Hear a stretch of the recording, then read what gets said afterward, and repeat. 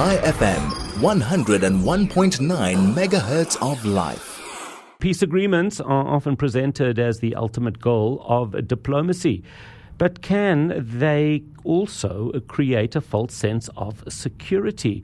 There was a recent piece, Making Peace to Make War, that argues that Israel must be cautious about agreements with its neighbors, suggesting that periods of peace or ceasefire can potentially be used by adversaries to regroup, rearm, and prepare for future confrontations.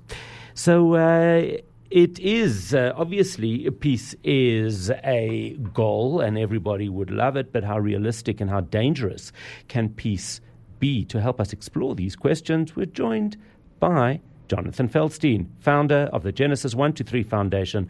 Jonathan, a very good morning. Welcome back to High FM. I hope you are well. Hi, Howard. Good morning. I love that introduction. How dangerous can peace be? I hope people are on the edge of their seats. Well, exactly. I set you up there for. I hope you don't disappoint. Is the thing? But yeah, exactly. No, I'm fascinated by your piece because it does raise very serious questions, and it made me think that. Well, yeah, October 7th, was that not perhaps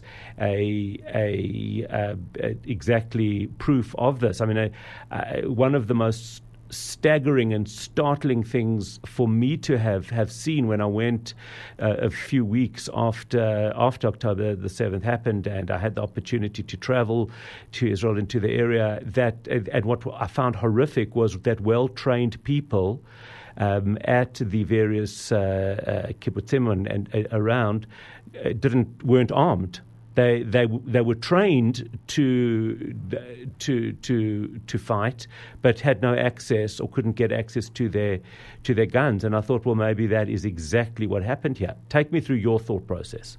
Right, and on that point, even making that point worse, is that the terrorists had intelligence and knew that, and when they went to get their arms, their weapons from the central armory, they set up snipers in order to kill the rapid response team members to prevent that from happening. So I'm glad you mentioned October 7th, because really, in fact, it's all part of the same thing. The piece that's called Making Peace to Make War. It's available on my Substack and will be coming out today, tomorrow, and in a few other publications, specifically picks up on the news report this week that an unnamed Arab country was trying to persuade another unnamed Arab country to make peace with Israel strategically in order to lull us into a thinking that we were at peace and there was no need to defend ourselves to the same level, and ultimately use that as a trap to make war. Now, October 7th was indeed one of those, because, and in fact, I didn't use it in the article. I should have. The Hebrew word that was used all up and leading until that point is the conceptia, the concept or misperception that if we allowed hundreds of millions of dollars to flow into Gaza and let Hamas just do their thing, boys will be boys, that's really all they wanted. But we saw October 7th prove that wrong. All of this is based on an Islamic principle that goes back to the year 628.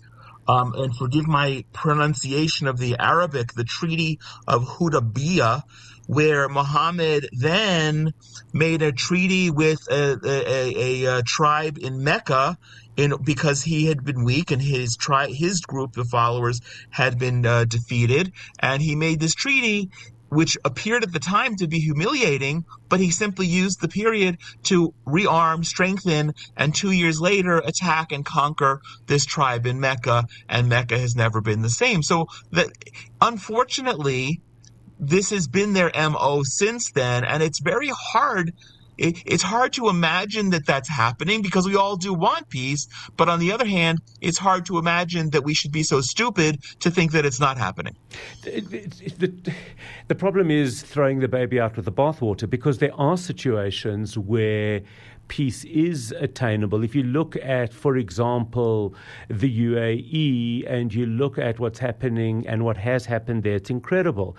But I think you'd be delusional to think that Hamas, whose only real goal is terror, is the destruction of Jewish Israel as well as Christian Israel, etc. It's naive to think that a peace agreement with Hamas would be worth the paper it's written on. How do you distinguish the two? Well, it's naive to think, but then again, 25 years ago, less 1 month, nobody would have imagined that people would use commercial planes to fly them into buildings and kill 3,000 people. So we have to use the obscenity of our imagination to say, yeah, I agree with you about UAE. When you fly through their airport, when you actually go on their streets, you see relative tolerance in the Arab and Islamic world. But what's to say that Qatar won't a year from now decide that they want to take over UAE? Or and what's to prevent that from happening? So we make peace, and then suddenly all of these wonderful American weapons that have been provided to the United Arab Emirates can be used against us.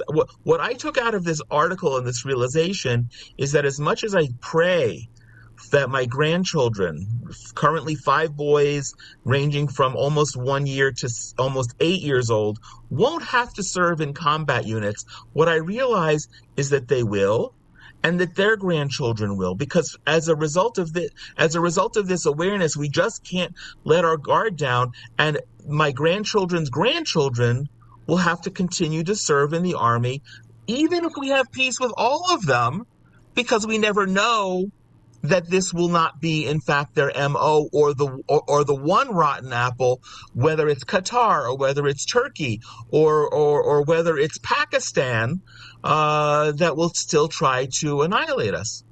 Yeah, it's really, really interesting. It's unfortunately 7:00, so we don't really have much time to explore this further, but it is really something that we need to think about, and we should look at any situation, I think, with our eyes very, very wide open. That is Jonathan Feldstein, the Genesis 123 Foundation.